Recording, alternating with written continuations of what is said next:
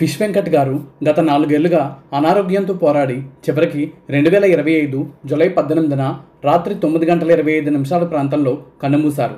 అయితే ఆర్థిక ఇబ్బందుల కారణంగా కిడ్నీ ట్రాన్స్ప్లాంటేషన్ చేయించుకోలేక ఆయన మరణించడం ఎంతో మందిని కలిచివేసింది. డబ్బు లేకపోతే ఎలాంటి వ్యక్తికైనా ఏ పరిస్థితి ఉంటుందో వర్ధమాన కళాకారులకి, వ్యసనాల బారిన పడే వాళ్ళకి కళ్ళకు కట్టినట్టుగా చూపించింది ఆయన మరణం. అయితే వెంకట్ గారి అంత్యక్రియల సమయంలో విపరీతంగా వర్షం కురుస్తున్నప్పటికీ వందలాది మంది ఆయన పార్థివ దేహం వెంట నడవడం కళాకారుడిగా ప్రజల్లో ఆయనకున్న అభిమానానికి తార్కాణంగా నిలిచింది. గబ్బర్ సింగ్ అంతాక్షరి టీం కూడా ఆఖరి వరకు వెంకట్ గారి అంత్యక్రియలు పూర్తయ్యే వరకు ఉండి ఘనంగా వెంకట్ గారికి వీడ్కోలు పలికారు.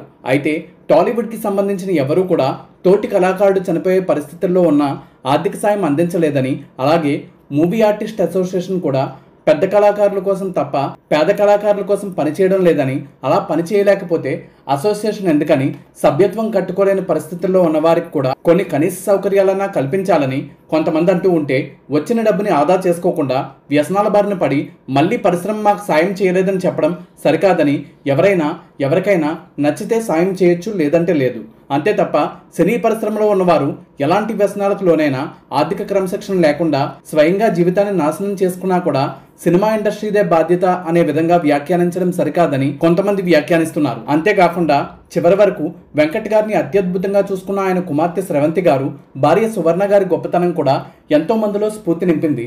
అయితే ఫిష్ వెంకట్ గారి కుటుంబం గురించి కొన్ని ఛానల్స్లో ఆయనకు 2 భార్యలని, 4 సంతానమని ప్రచారం సాగిన నేపథ్యంలో వెంకట్ గారి కుమార్తె స్రవంతి గారు ఆ విషయంలో స్పష్టతిస్తూ, మేము ఆయనకు ఆరోగ్యం బాగాలేక ఆయన్ని ఎలా కాపాడుకోవాలా అని రాత్రి పగలు ఆలోచిస్తూ ఉంటే మమ్మల్ని మరింత బాధ పెట్టే విధంగా ఇలాంటి వీడియోలు, తప్పుడు ప్రచారాలు చేయొద్దని ఆమె అభ్యర్థించడం జరిగింది. అదే సమయంలో ఒక ఇంటర్వ్యూలో వెంకట్ గారు మాట్లాడుతూ, నాకు 2 కొడుకులు ఉన్నారు, అయితే వారు ఉన్నా కూడా వేస్ట్ అనడం, అలాగే కుమార్తె స్రవంతి గారు మాత్రమే మొదటి నుంచి చివరి వరకు ఆయన గురించి నిరంతరం తపన పడ్డం చూసిన అందరూ ఇలాంటి ఒక కూతురు ఖచ్చితంగా ఏ తల్లిదండ్రులకైనా ఉండాలి అని గర్వపడే రీతిలో ఆమె పడిన కష్టం, తండ్రిని దగ్గరుండి చూసుకున్న విధానం, మీడియాలో ఆర్థిక సాయం కోసం చేసిన ప్రయత్నం, హాస్పిటల్లో కూడా నిరంతరం ఆయన్ని కంటికి రెప్పలా కాపాడుకున్న వైనం ఎంతో మందికి స్ఫూర్తిగా నిలిచింది. అదే సమయంలో ఆయన పెద్ద కుమారుడు యాదేష్ కనీసం అంత్యక్రియల సమయంలో అయినా కనిపించారు కానీ చిన్న కుమారుడు మాత్రం కనీసం ఆ సమయంలో కూడా కనిపించకపోవడం దిగ్భ్రాంతిని కలిగించింది. ఫిష్ వెంకట్ గారి అసలు పేరు మంగిలంపల్లి వెంకటేష్. ఆయన 1971లో హైదరాబాద్లో జన్మించారు. వెంకట్ గారి తల్లిదండ్రులకి మొత్తం 8 మంది సంతానం. ఆయనకి 4 చెల్లెలతో పాటు 3 అన్నదమ్ములు కూడా ఉన్నారు. వెంకట్ గారి తండ్రి హైదరాబాద్లో ఉన్న Indian drugs and pharmaceuticals limited IDPLలో ఉద్యోగం చేసేవారు. వెంకట్ గారి తల్లి ఎప్పటికీ జీవించే ఉన్నారు. అయితే ఆమె కళ్ళ ముందే కుమారుడు కన్నుమూయడంతో ఆమె తీవ్ర ఆవేదనకు లోనవ్వడమే కాకుండా విపరీతంగా విలపిస్తున్నారు. వెంకట్ గారి ఆరోగ్యం క్షీణించిన దశలో మీడియా మాత్రం ఆయనకు గొప్పగా అండదండగా నిలిచిందని చెప్పొచ్చు. మీడియా ద్వారా ఆయన కష్టాలు వెలుగులోకి రావడంతో స్థానిక బీజేపీ నాయకులు మహేష్ గారు ఒక 30,000 రూపాయలు ఇవ్వడంతో పాటు వారి కుటుంబానికి పూర్తిగా అండగా నిలిచారు. అలాగే వెంకట్ గారితో గబ్బర్ సింగ్ అంతాక్షరి ఎపిసోడ్లో నటించిన నటులు కూడా వారి కుటుంబానికి తోడుగా ఉన్నారు. తెలంగాణ పశుసంవర్ధక మరియు క్రీడల శాఖ మంత్రి వాకిటి శ్రీహరి గారు వెంకట్ గారికి ₹1,00,000 ఆర్థిక సాయం చేయడంతో పాటు చికిత్సకి అవసరమయ్యే ఖర్చుని ప్రభుత్వం భరిస్తుందని చెప్పారు. అలాగే మాజీ ఎమ్మెల్యే మైనంపల్లి హనుమంతరావు గారు కూడా వెంకట్ గారి కుటుంబాన్ని స్వయంగా పరామర్శించడంతో పాటు ₹1,00,000 ఆర్థిక సాయం చేశారు. హీరో విశ్వక్షేణ్ గారు ₹2,00,000 ఆర్థిక సాయం చేయగా, జట్టి అనే సినిమా ద్వారా హీరోగా పరిచయమైన కృష్ణ గారు కూడా 2 లక్షల ఆర్థిక సాయం చేసి చిన్న హీరో అయినా తనకున్న పెద్ద మనసును చాటుకున్నారు. వెంకట్ గారి పెద్ద కుమారుడు యాదేష్ వీడితాడ, ప్రేమ ఒక మైకం, డీ ఫర్ దోపిడీ, సుబ్రహ్మణ్యం ఫర్ సేల్ లాంటి సినిమాల్లో నటించాడు. అయినప్పటికీ వెంకట్ గారిలాగా విజయవంతం కాలేకపోయాడు. ఫిష్ వెంకట్ గారిని నిరంతరం ప్రోత్సహించిన వారుగా హీరో శ్రీహరి గారు, డైరెక్టర్ వివి వినాయక్ గారి గురించి చెప్పుకోవచ్చు.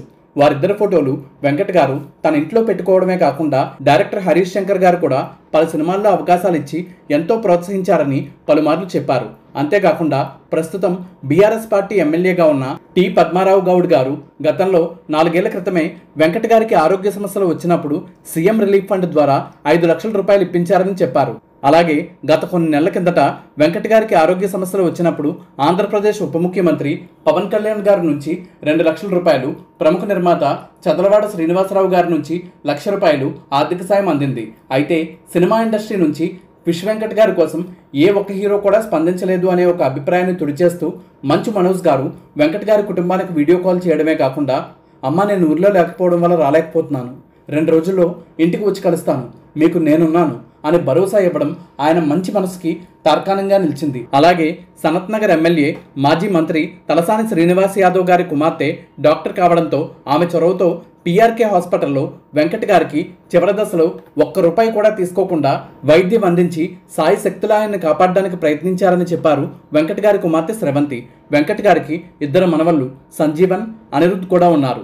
అయితే వెంకట్ గారితో ఎంతో క్లోజ్గా ఉండే నటుడు ఆనంద్ గారు చెప్పిన విషయాల ప్రకారం చూస్తే వెంకట్ గారికి దేవుడు ఎంతో మంచి శరీరం, ఆరోగ్యం, పేరు ప్రఖ్యాతులు, డబ్బు, కుటుంబం అన్నీ ఇచ్చాడని, కానీ వ్యసనాలతో చేసుకున్న స్వయంకృతమే ఈ పరిస్థితికి కారణమైందని తెలిపారు. మరోవైపు సినిమా ఇండస్ట్రీ నుంచి కేవలం కరాటే కళ్యాణి గారు మాత్రమే ఫిష్ వెంకట్ గారి అంత్యక్రియలకు హాజరయ్యారు. వెంకట్ గారు వ్యసనాలకు బానిసయ్యి మాత్రమే తన జీవితాన్ని నాశనం చేసుకున్నారు తప్ప వ్యక్తిగతంగా చాలా మంచివారని ఆయన గురించి తెలిసిన వారు చెప్తారు. ఎంతో మందికి సాయం చేసిన వ్యక్తే గాని చెయ్యి చాపిన వ్యక్తి కూడా కాదు. కానీ ఆఖరి దశలో కిడ్నీ ట్రాన్స్ప్లాంటేషన్ కోసం శక్తికి మించిన మొత్తం అవసరం కావడంతో తప్పని పరిస్థితుల్లో ఆర్థిక సాయం కోసం మీడియాని ఆశ్రయించారు. అయితే ఆయన విషయంలో ఎంతో మంచి చేసిన మీడియా ప్రభాస్ గారు 50 లక్షల ఆర్థిక సాయం చేశారని ప్రచారం చేయడం ఆయనకి చెడు చేసిందని కూడా చెప్పచ్చు. ఆ కారణంగా ఆర్థిక సాయం చేద్దామనుకున్న వారు కూడా అంత మొత్తం ముందు మనం చేసేదేమాత్రం అనుకొని సాయం చేయడానికి ముందుకు రాలేదని చెప్పారు వెంకట్ గారి కుమార్తె స్రవంతి. వెంకట్ గారి కుటుంబానికి కనీసం రేషన్ కార్డు కూడా లేని పరిస్థితి. దానికి కారణం కనీసం వారు అది చేయించుకోవడానికి కూడా ఇబ్బందికరమైన పరిస్థితులే. అయితే వెంకట్ గారి మొత్తం జీవితంలో ప్రముఖంగా చెప్పుకోవాల్సింది మాత్రం కుమార్తె స్రవంతి గారి గురించే. ప్రతి తల్లిదండ్రులు ఇలాంటి కుమార్తె ఉంటే చాలు అనుకునే రీతిలో పెళ్ళయి కొత్తగూడెంలో ఉంటున్న ఆ అమ్మాయి తన తండ్రి కోసం నిరంతరం హాస్పిటల్లోనే ఉండి దాతల్ని రిక్వెస్ట్ చేస్తూ తండ్రి బాగోగులు చూసుకుంటూ తనకి సాధ్యమైనంతలో తండ్రిని బ్రతికించుకోవడానికి విశ్వ ప్రయత్నమే చేశారని చెప్పొచ్చు. వెంకట్ గారి అల్లుడిది కొత్తగూడెంలో మెడికల్ షాప్ కాగా వెంకట్ గారి భార్యకు కూడా కాళ్ళనొప్పులతో పాటు ఇతర ఆరోగ్య సమస్యలు ఉన్నాయి. అయితే ఇదే సమయంలో వెంకట్ గారి కుమారులు ఆయన గురించి అంతగా పట్టించుకోకపోవడం అందరినీ ఎంతగానో ఆశ్చర్యపరిచింది.